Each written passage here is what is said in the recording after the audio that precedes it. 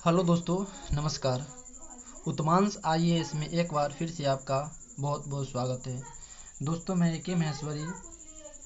आज मैं आपको द्वितीय विश्व युद्ध के लेक्चर नंबर 11 बताने जा रहा हूँ।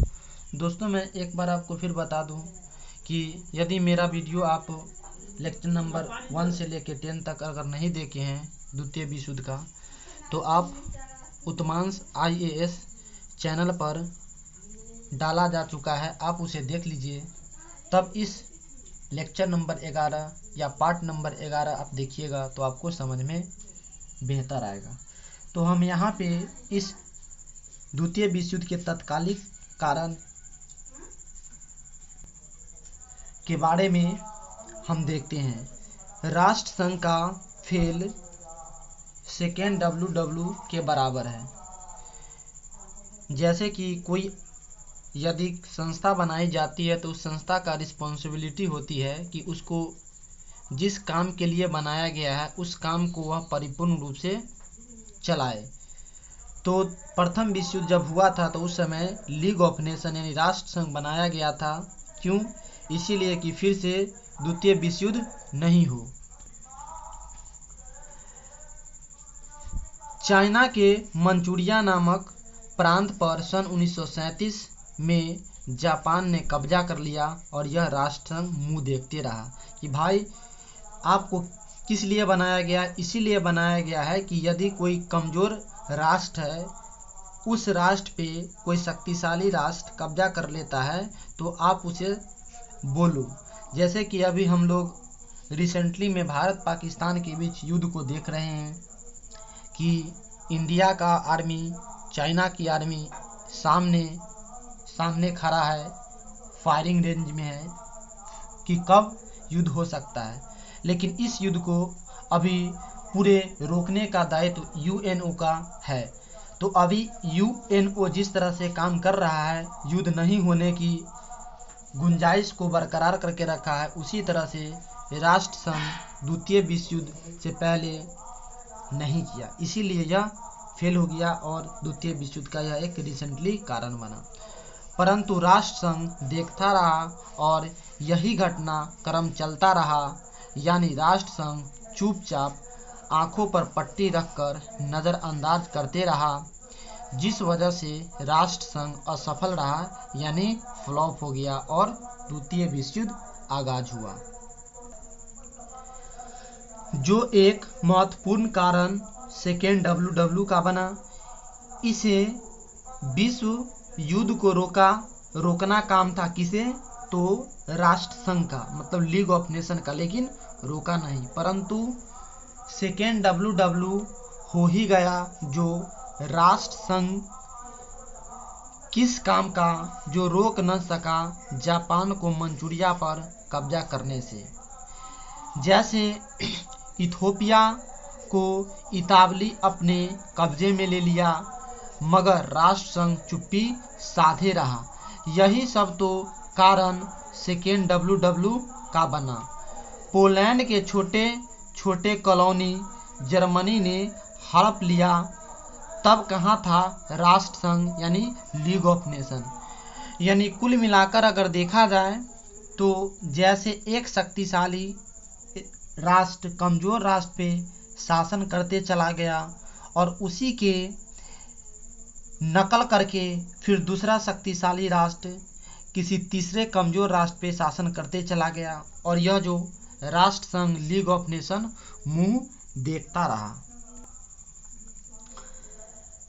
अगला जो कारण आपको दिखाई देगा, इंटरनेशनल बाउंड्री से छेड़छाड़ किया गया। मीन्स अगर देखा जाए तो किस तरह से जापान ने मंचूरिया के राष्ट्र को कब्जा कर लिया, उसके बाउंड्री पर अपना कब्जा करके शासन बरकरार कर लिया। अभी तत्कालीन दिनों में अगर देखें तो चाइना जो है वह भारत के लद्दाख क्षेत्रों में अपना क्षेत्र बढ़ा रहा है और अंतर्राष्ट्रीय सीमा का उल्लंघन कर रहा है, और यह भी एक युद्ध का कारण बनते जा रहा है। इसी तरह से द्वितीय विश्व युद्ध से पहले हुआ था। जर्मनी के हिस्से में से काटकर पोलैंड चेकोस्लोवाकिया को अलग कर एक स्वतंत्र राष्ट्र बना दिया गया था और फिर लीग ऑफ नेशन देखते रहा, कुछ नहीं फ्रांस और ब्रिटेन को बोला कि भाई तुम ऐसे गलत क्यों कर रहे हो मित्र राष्ट्रों के द्वारा, परंतु यहाँ के जन में जर्मनी के डीएनए वाला ब्लड समाहित था।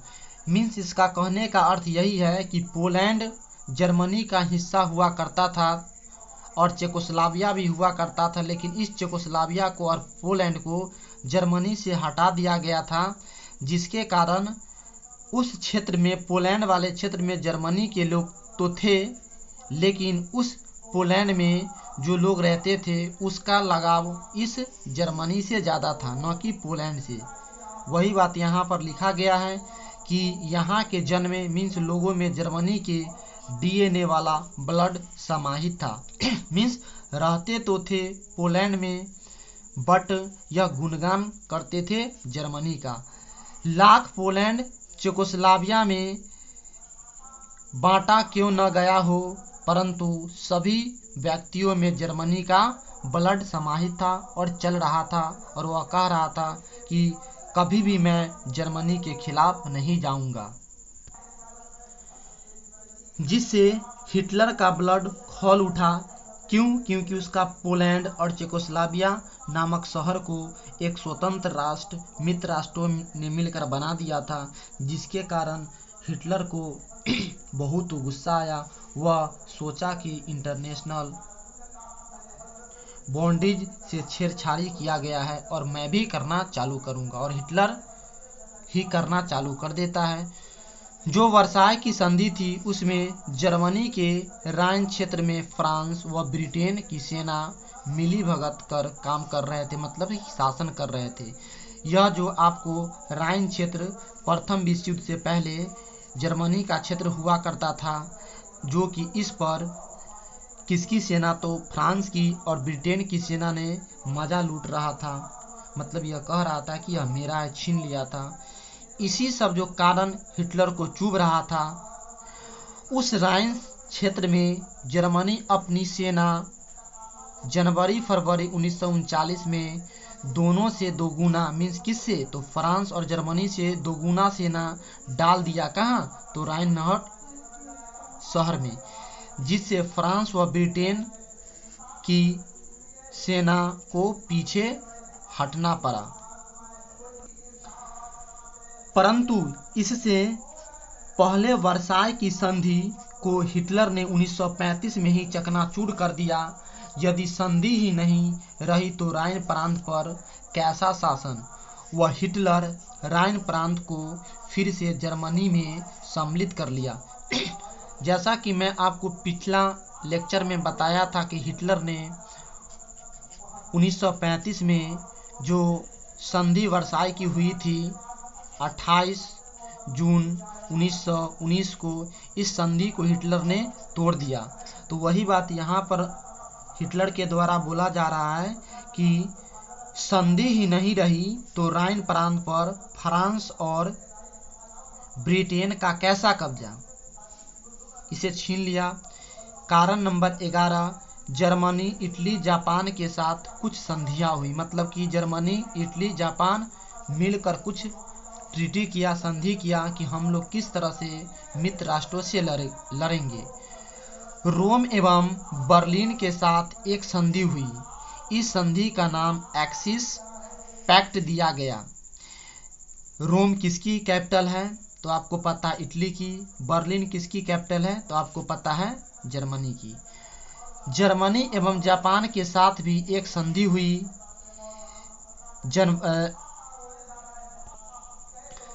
जर्मनी एवं जापान के साथ भी एक संधि हुई जनवरी फरवरी 1939 में। तो अब ब्रिटेन एवं फ्रांस कहाँ टिकने वाला था। मीन्स जो ब्रिटेन था और फ्रांस था वह सोचने लगा कि भाई जो जर्मनी और इटली और जो जापान था यह सब मिलकर एक शक्तिशाली राष्ट्र बन गया है, इसीलिए यह ब्रिटेन और फ्रांस डरने लगा, क्योंकि प्रथम विश्व युद्ध में जर्मनी को यही ब्रिटेन और फ्रांस ने बहुत सारा प्रतिबंध और बार बार उसे नीचा दिखाने की प्रयास किया था। एक तो यह उसके अंदर भय सताने लगा था कि कहीं जर्मनी हम पे भी हमला नहीं कर दे, और अंतोगत्वा जर्मनी भी दोनों पर हमला किया, लेकिन पूर्ण रूप से फ्रांस को तो कब्जा में कर ही लिया था, लेकिन ब्रिटेन को नहीं किया था। यह आपको नेक्स्ट वीडियो में बताया जाएगा। फ्रांस एवं ब्रिटेन समझने लगे थे कि कुछ बड़ा होने वाला है। मीन्स क्या बड़ा होने वाला है, वह सोच रहे थे कि या हम पे आक्रमण करके मेरा फ्रांस को जीत लेगा, या ब्रिटेन पे आक्रमण करके ब्रिटेन को जीत लेगा। तो दोस्तों, मेरे इस चैनल पे यदि आप नए हो तो उत्तमांश IAS यूट्यूब चैनल को आप सब्सक्राइब कर लीजिए, ताकि आपको समय समय पर नए नए वीडियो मिलता रहे। तो दोस्तों, इस वीडियो को अपने दोस्तों के साथ लाइक व शेयर कीजिए और सब्सक्राइब कीजिए। तब तक के लिए दोस्तों, नमस्कार, धन्यवाद।